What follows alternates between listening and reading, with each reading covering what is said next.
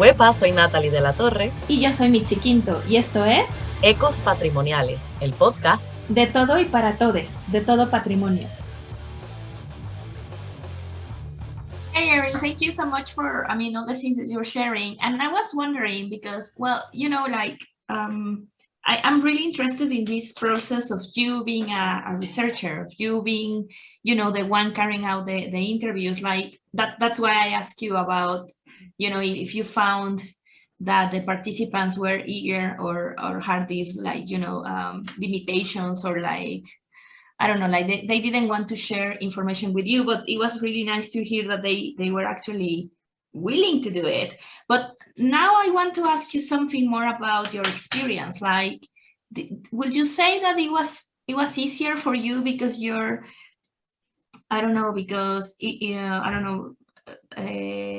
your way of approaching the subjects in this case, like for example, like they wanted to share information because you were a female, because you're young, because you're from the United States, because you're white, because all these kind of things that we can change about yourself, and that definitely impact the way people react to the things you're asking. Because I'm just wondering, like sometimes in my experience, I've been in such environments in which, because I'm all these things that I can change about myself, like being a Latin American woman, a young woman, a woman, they really impact the way people react to the things I'm asking or I'm carrying out. So I just wanted to know, what was your experience? Would you say it was easier for you, or did you realize that at some point when you were asking some stuff, it was actually difficult because people couldn't connect, or because they thought that they needed to share information, or maybe they didn't want to share information?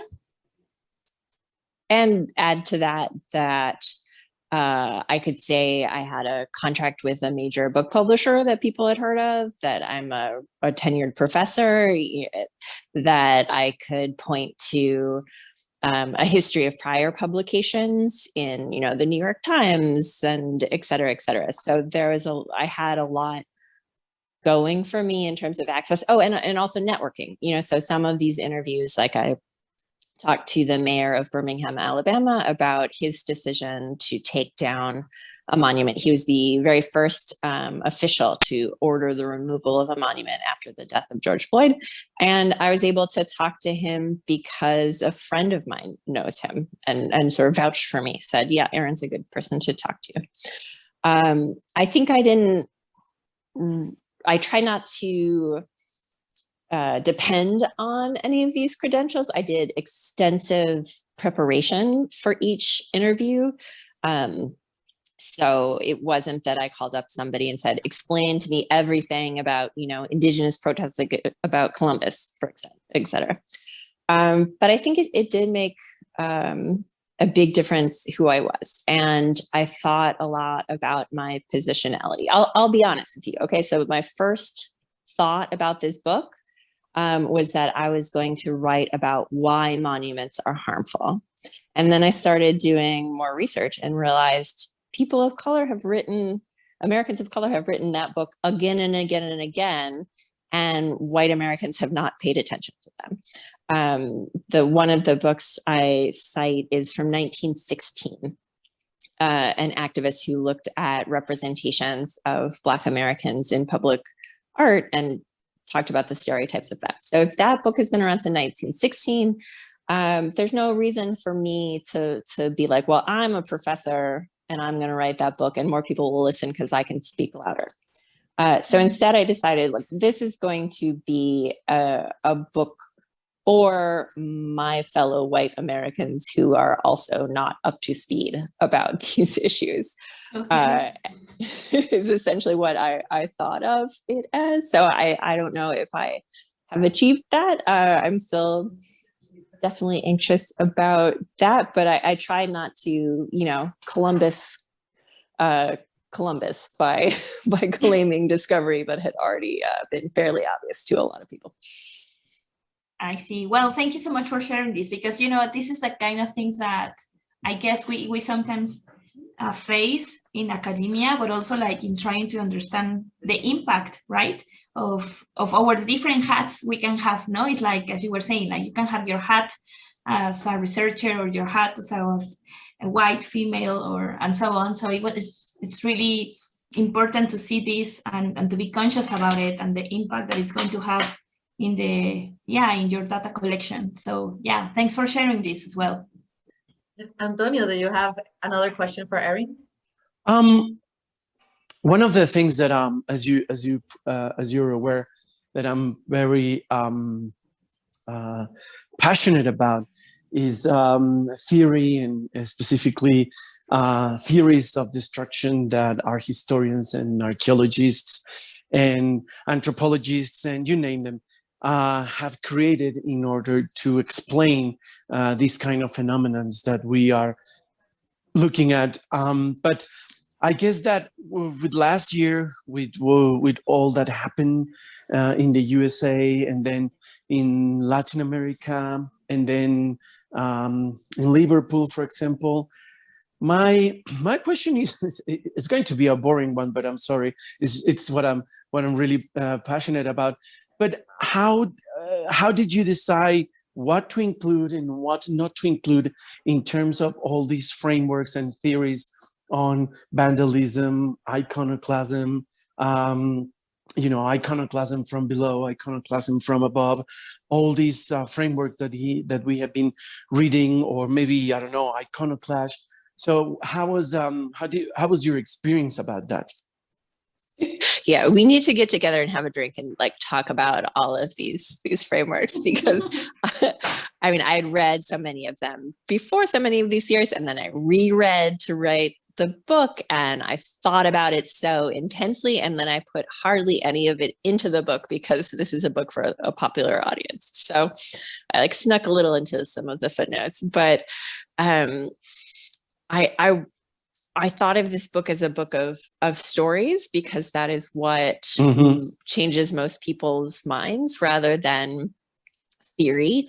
So that's all very below the surface. In a way, again, that makes me a little anxious. Like, did I cite people enough? I think, there's some in the introduction and conclusion, etc. But I also have to say that the events of this past year made me question some of the more established theories. So I have a review coming out of a new book by a major theorist. I'm being cagey because I want to say meaner things about it.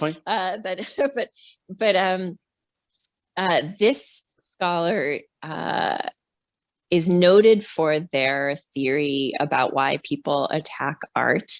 And this book has a couple of essays applying that theory to contemporary events, to very recent events. And I thought, in a way, that really misunderstood recent events.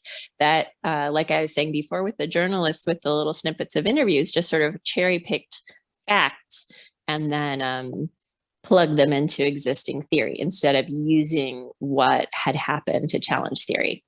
So what I tried to do for this book was knowing the theory, was still try and find out as many facts as I could about the incidents that I focused on, and then write about them, not to show how they follow the theory, but to see how, could I come up with a framework that would explain what actually did happen instead of sort of what I thought should be meaningful in that event.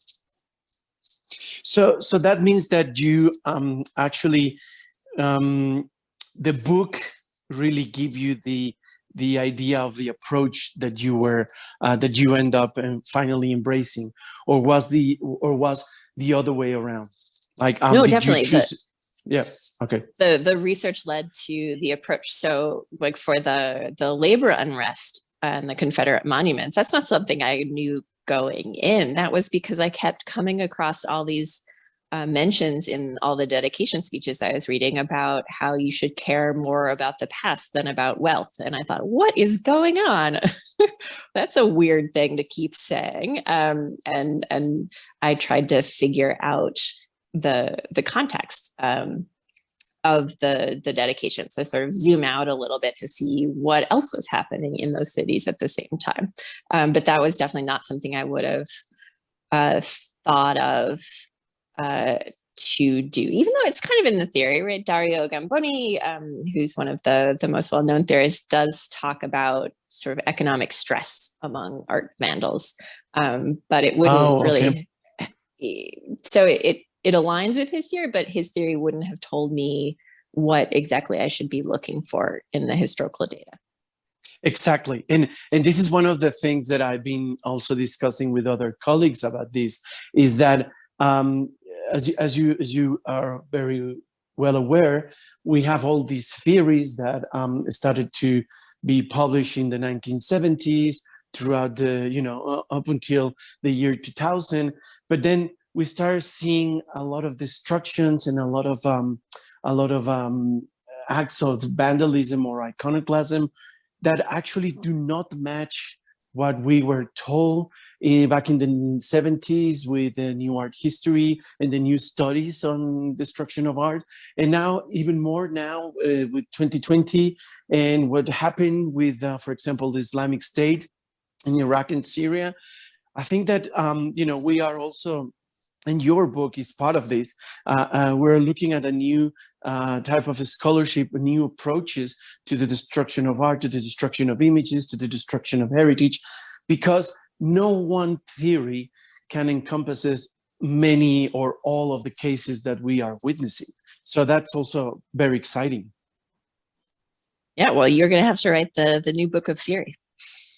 Yeah, Antonio, you have a new project in your hands now. Thank you.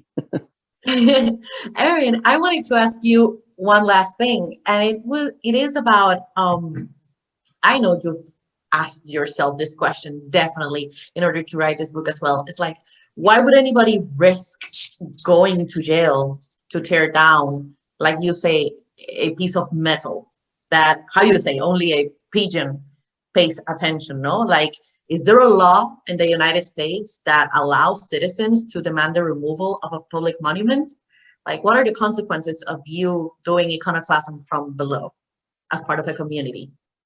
Yeah, this question was really one of the main reasons I wanted to talk to the activist Mike Forcha, because he has had a decades-long career doing direct action work. He feeds unhoused people. He does neighborhood patrols to make sure that people are feeling safe when they're walking around the streets. He protests oil pipelines. Like, he is out there doing all this stuff to make people's lives better. And he put that all at risk to commit an illegal action, to topple a statue.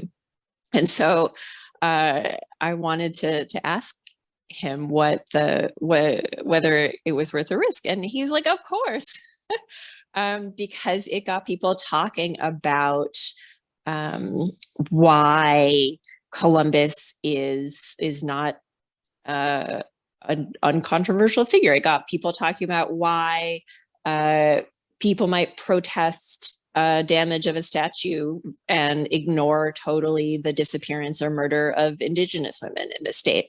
It got people paying attention to issues that were often ignored. So statues are symbolic, they concentrate our attention, and the destruction of statues can also be symbolic.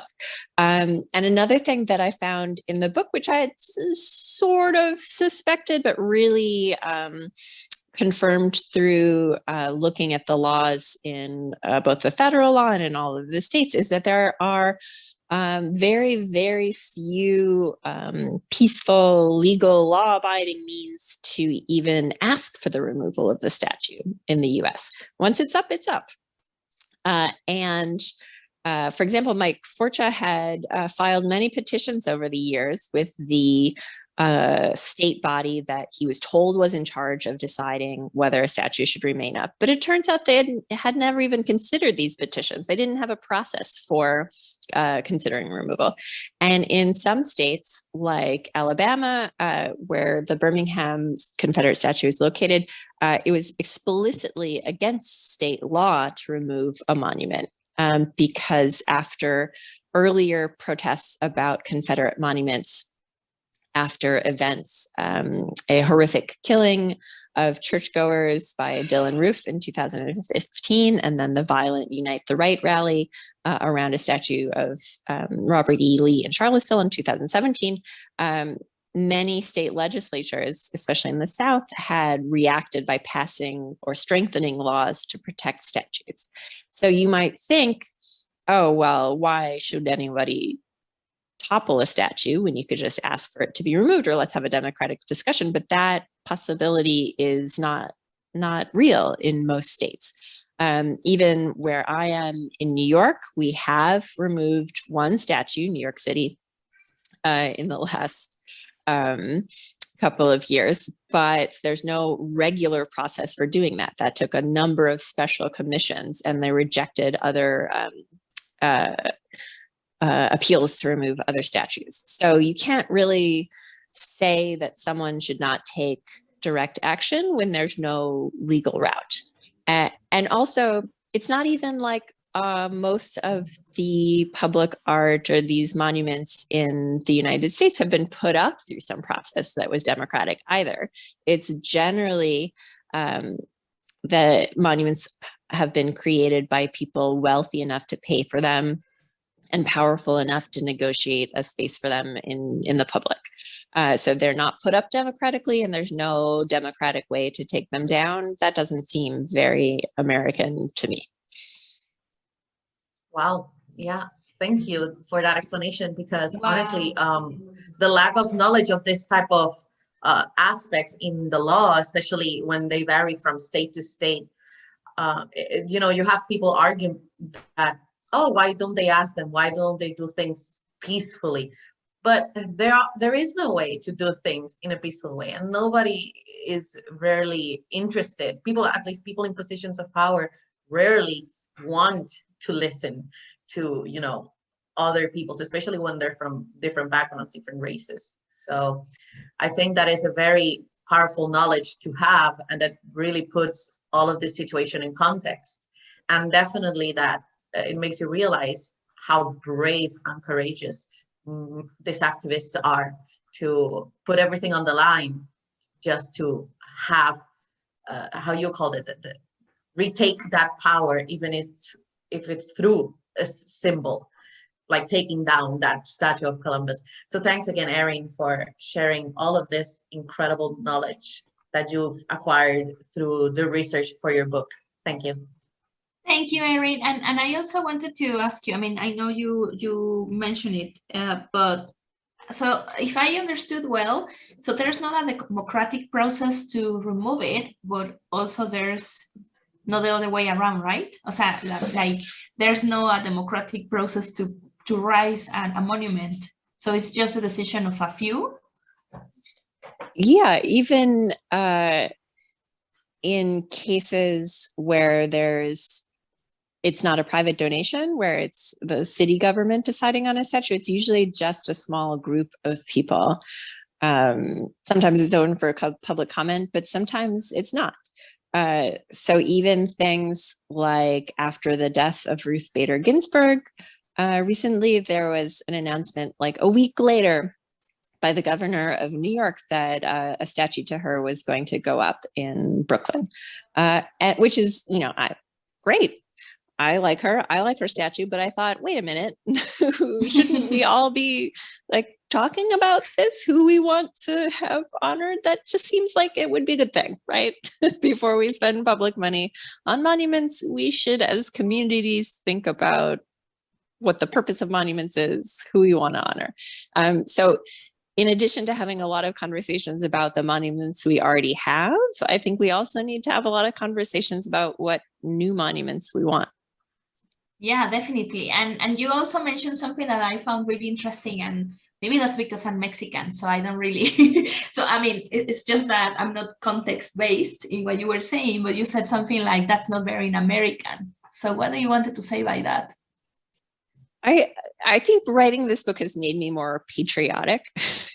I had been pretty cynical about the concept of the United States of America, or what Americanness is, and by which I mean the United States. But I I think it is possible to appeal to an idea of what we want our country to be, because to me, that's what the protests of the last couple of years have been about making the country better, about making the world better. So if we are thinking about what needs to change to be a more to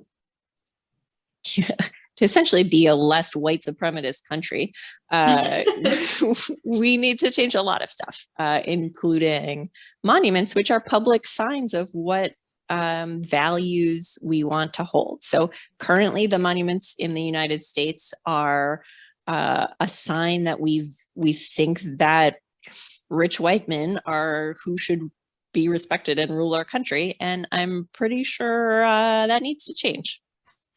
Yep, I agree too.